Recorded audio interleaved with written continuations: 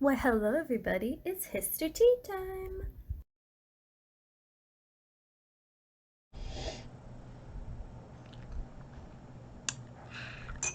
Hello everybody, and welcome back to another segment of Histor-Tea Time with your favorite historian. It's me, Miss Mullins. Okay, so today we're kind of gonna do something sad.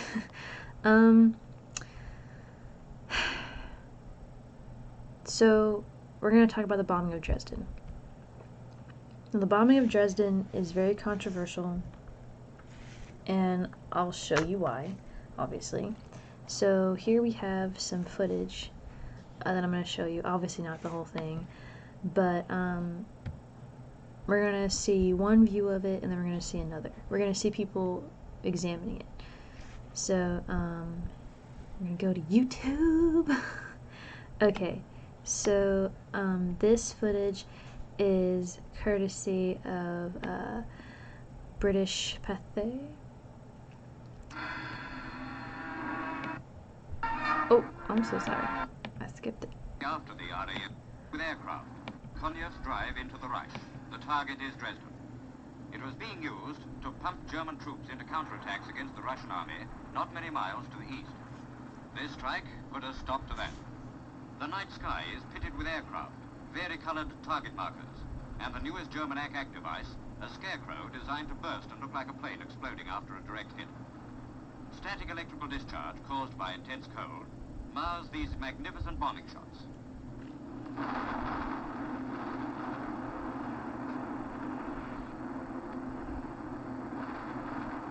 After these attacks, the German overseas news agency said, "This city, hitherto almost untouched, has been carpeted by heavy and super heavy high explosives and incendiaries.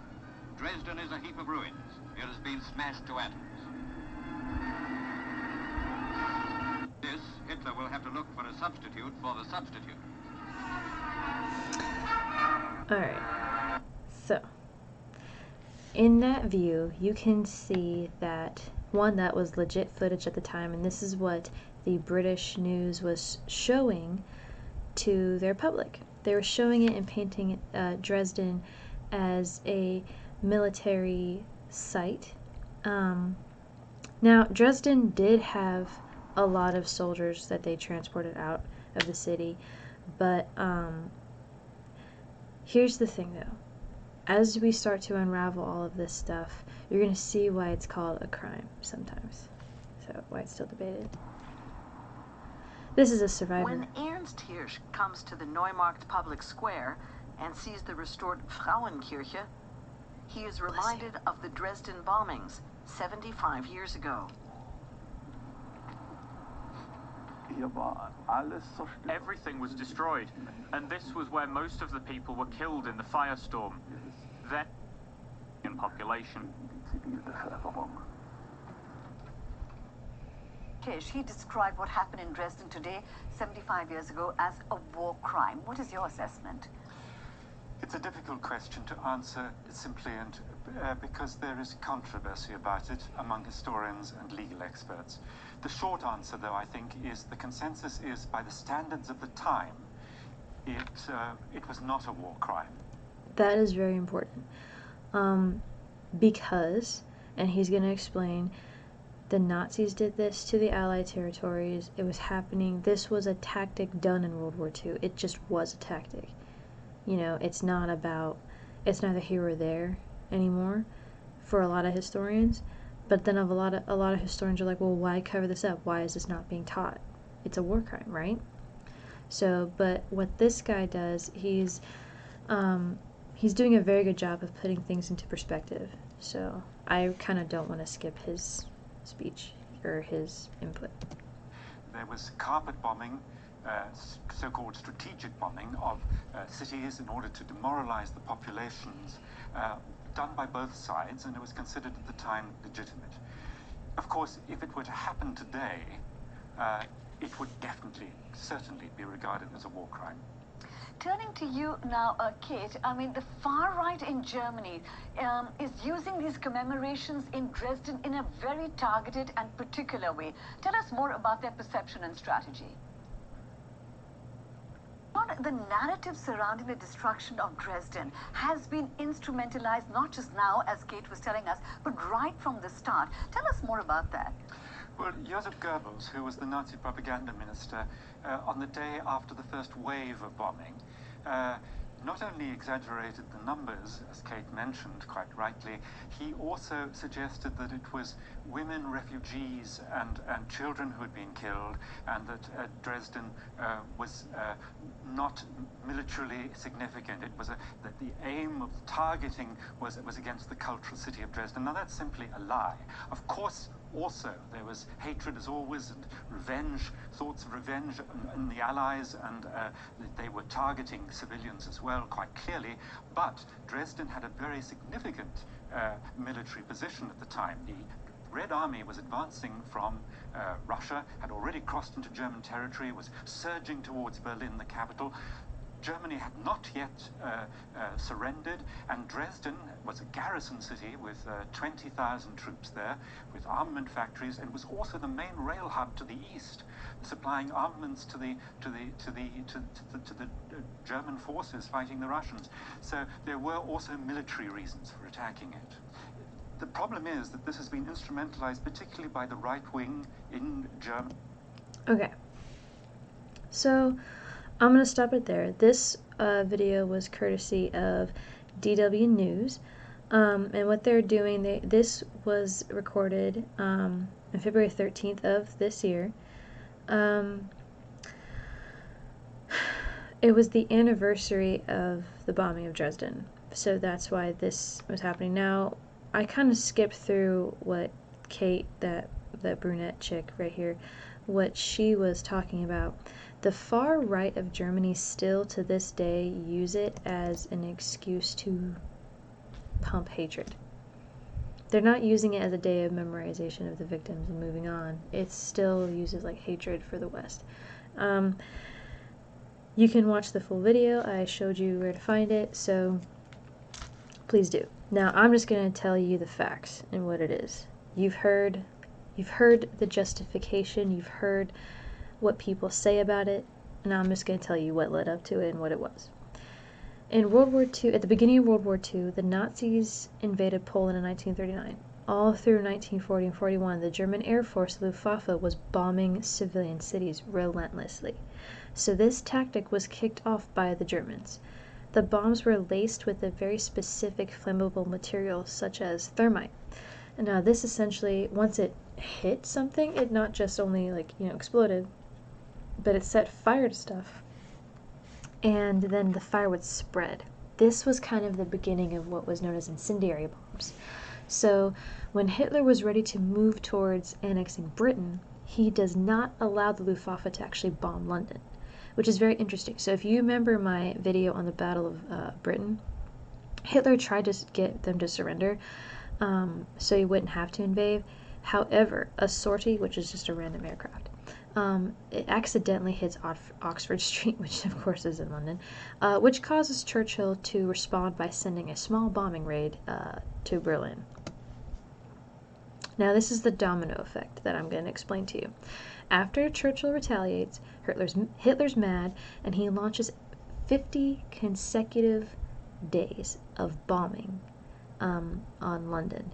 It's known as the Blitz, and this was killing over 40,000 people. That's insane. 50 days of straight bombing done by the Germans. Churchill was never in favor of city bombing, and he allows the Royal Air Force to strike military installations of Germans only, but the problem, daytime. So daytime is limited. During the daytime, the Royal Air Force Bomber Command was an open target for the aggressive and honestly superior Luftwaffe. So the Royal Air Force switched to night raids, but that makes it almost impossible to positively identify targets. Now, what is sad is that 55% of the Royal Air Force Bomber Command pilots died during these early years of air raid tactics. So we are having problems, and as you can see, it's going to lead up to Dresden. Are you ready with me? Hallowed historical moment. February 1942, Arthur Harris. He takes over as the head of Bomber Command, and he eventually becomes known as Bomber Harris. And he's actually really good to his pilots, and he restores their morale because, again, the death rate was just so overwhelmingly high, so their morale was very, very low. He provided them with amazing equipment and technology. He tried to do everything he could to make their jobs as easy as possible. However, Harris is the one who spearheads the necessity of carpet bombing civilian cities. Harris believes that attacking the civilians specifically will bring the Nazis to surrender. Harris justifies his argument by stating that no matter how many installations are destroyed, if civilian cities exist without damage, then they can manufacture the war materials necessary to keep Germany in the war for years to come. I will not stake whether I agree or disagree with that statement, because I do not like the bombing of Dresden. So, I understand where he's coming from, but also it's not right. Harris concludes that if the Allies destroy German cities, it will halt all productions for their war effort and force them to surrender. On the 24th of July, 1943, Operation Gomorrah. This is where Allied bombers attack Hamburg, killing 43,000 people. Churchill's actually pretty shocked, and it was actually shown footage of the city bombing stating, "Are we beasts for doing this?" So Churchill is very torn over the idea of city bombing. Nazi propaganda chief Joseph Goebbels, who the interviewee mentions, recruits all the Germans he can to fight the Allies, and he portrays them as evil, and it was so necessary for them to be destroyed. And in a way, right? I mean, they're doing exactly what the enemy's doing, so how are they any better? Now, the Allies actually monitor their press. They make sure that city bombings are only seen as military installation bombings. So they make sure that there's a lot of censorship over their newspapers and articles or whatever, that it never is citizen cities. Now, dozens of industrial cities are destroyed during the bomber campaign. Nazis still refuse to surrender, which is a problem. So even though the Nazi military forces are bleeding for resources and suffering destruction, they don't surrender. Hitler enforces the mentality of essentially 1,000-year Reich or Armageddon. So, say it with me, hallowed historical moment. Summer of 1944. The focus of Allied war efforts shift thanks to D-Day. So Harris believed that the efforts of D-Day was actually just going to be a waste of time. But a lot of senior Allied officers were like, dude, we need to stop the city bombing. It's useless. Just stop it. We don't need it anymore. Harris is pretty defiant, but Churchill essentially forces him to comply, and then to the U.S. and other Allied officers' decisions of making the Air Force support the ground attacks. So the Lancaster, which are the planes built to carry the weight of the bombs, and they're built for precision target technology, these aircrafts are able to precisely target military installations, so there's no need for the bombing of cities anymore. So this seems to be okay, right? Historical moment. After the Allies suffer massive casualties at the Battle of the Bulge, and Soviets were taking huge casualties from Stalingrad, the decision was brought to light once again. Stalin calls FDR and Churchill for the Yalta Conference, and states that his Red Army and his citizens have suffered the most casualties and the Allies need to do something to help alleviate the amount of losses. Now, Soviet losses were pretty massive, I will say that. FDR and Churchill agree that they cannot spend soldiers, but they do have a powerful bomber command, itching to be used again. It's literally just Harris, it's nobody else. So the Royal Air Force and Soviet strategists agree on a plan, revamping Operation Thunderclap for the eastern German cities. So, Harris is given a mission, cause mass chaos and destruction. And he does exactly that. So once Dresden was identified as the target, the Royal Air Force Bomber Command sets out with their Lancaster aircrafts and descend deep into German lines. So because the resource chains were almost bled dry, the Luftwaffe were not stationed in Dresden. Dresden held factories, airfields, and other military installations. This was also due to the mentality that the Dresden was... So, okay, let me just build this up. Most citizens of Dresden never believed that they were going to be attacked because of the fact that it was an absolute historical gem, and the architecture that was there, and you know, I mean, there was rumors that Winston Churchill's aunt was living there, but like that's not the case. Regardless of all the fantasies that they ever told themselves, they were wrong. There was a tactic that the Allies did, so or the Royal Air Force did. So it's called the window tactic, and it was when the RAF pilots knew they were coming into enemy territory, therefore being seen on enemy radar. So what they did, windowing, is when the pilots would drop sheets of aluminum while pressing further into enemy territory. This caused the German radar to kind of go haywire, therefore they couldn't see anything. The 13th of February 1945, the Royal Air Force Bomber Command. Pilots arrive at 9 p.m. and are receiving absolutely no counterattacks. This is the farthest distance of any air raid mission that the RAF has flown. Now, despite there being military-related targets, the RAF Bomber Command targets residential areas. So, essentially what I'm telling you is that instead of actually bombing the military installations, which they actually kind of miss completely, they go specifically to the residential area. So, it's a dirty tactic. It's not a good tactic. 244 Lancaster aircrafts drop all of their bombs within 15 minutes, and 200,000 clustered incendiary bombs into the medieval residential area of Dresden, which was mostly made of wood, so it burst into flames.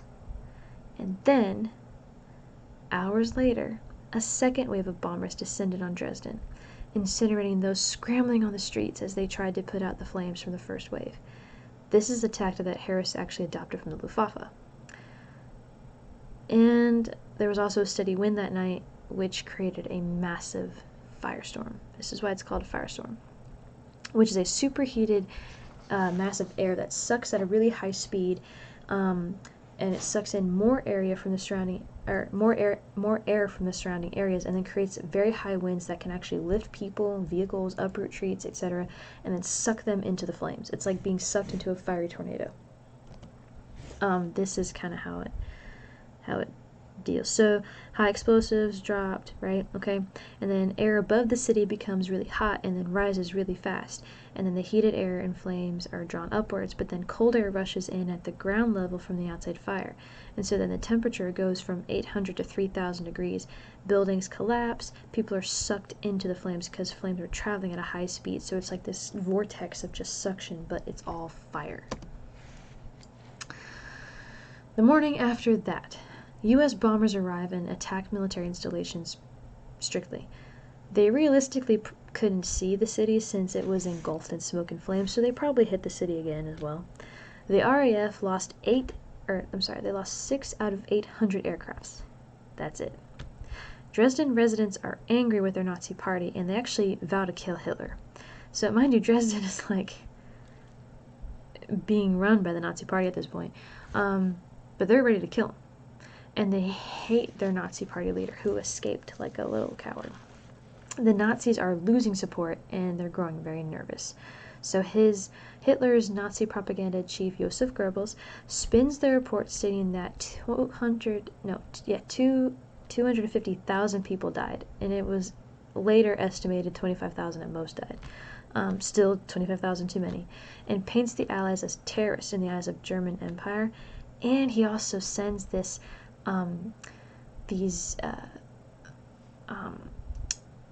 newspapers out to neutral countries to shock them so that the Allies lose support. So Goebbels hopes that this initiates a more ferocious fight against the Allies. This was actually very easily done because all they had to do was publish photos and eyewitness accounts of the atrocity. It was absolutely horrible. Civilians trying to escape the first wind of the bombing and the firestorm ran into parks and reservoirs are water, bodies of water. Those in the water were boiled alive, and those in the parks were killed by the second wave of bombers because they were out in the open. Some people went inside interconnected cellars beneath their homes, as they were instructed to, but they were then cooked alive. The flames funneled quickly into the tunnels, and many were poisoned, suffocated, or melted. A recovery team opens the only air raid shelter in the area. Okay, mind you, there's only one built, which was poor planning, and finds a bunch of green and brown liquid and then bones all over the place. All 1,000 people that managed to get in there were completely melted and reduced to bones. Victims were only identified by their teeth. Nothing else remained. It's disgusting. The stench in Dresden would have been horrific. This is the city. There's just some pictures of Dresden. As you can see, it's absolutely reduced to rubble. These are bodies lined in the streets everywhere. This is the city. This is a pile of bodies being loaded, getting ready to get cremated. These are the planes dropping the bombs. Here's some victims. As I can see, they're just melted, completely incinerated. It was terrible. Absolutely terrible. Okay, so when the photos and eyewitnesses accounts reach Allied journalism, so here's how this happens. A young U.S. journalist manages to actually sneak the phrase terror bombing past the censors. So the view of the Allies begins to change. The U.S., of course, denies being part of the RAF Bomber Command, so public hatred narrows from the Allies to just the British Air Force. Therefore, Churchill is now the figure of public disgust. So Churchill then distanced himself from the Bomber Command, leaving Arthur Harris, the commander of the Bomber Command, to stand alone in the hatred from the public. Churchill was actually never in favor of city bombing. Harris did push this more than anyone else, but still, he did go along with it. Now, the reputation of Harris and Bomber Command are completely destroyed.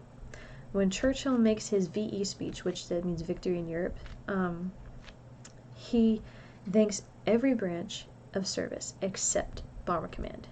Every branch receives a World War II memorial, except Bomber Command. 67 years later, the Bomber Command pilots finally get a memorial for the 55,000 pilots who served and died in the Royal Air Force Bomber Command. Now,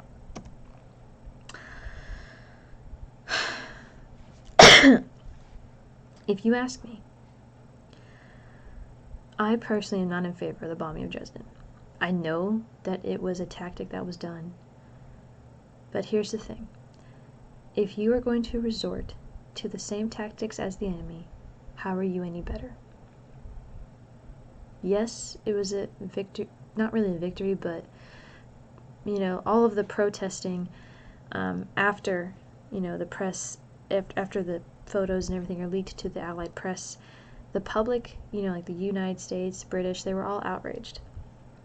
And that's kind of what really turns everything around, and we completely stop the city bombing.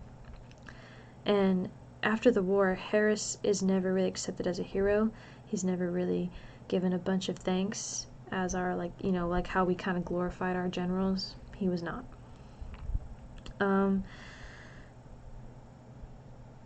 Two wrongs don't make a right. Right? So just because they did it doesn't mean that we need to do it back. So I want you to keep that in mind. Again, I know I always say that you can't put any spin of your own emotions on history, which you can't, because just like that dude in the beginning said, when he was being interviewed, at the time, this was a tactic that was just done by everybody. But today, it would be a war crime. It's wrong. But I do want you to understand morality. There is a difference between non-combatant civilians and soldiers. And I'm just going to leave it at that. So, I know that this was kind of somber. I'm sorry. I didn't really put any memes in it. I tried to lighten it up a little bit, but it was a sad, sad time in history, and it is, it needs to be remembered. One, the pilots, they were following orders. And then the victims, 25,000 victims of Dresden, need to be remembered too. So, thank you for coming and joining me for another segment of Histor-Tea Time, and I hope to see you again for the last episode. Thank you. Bye-bye.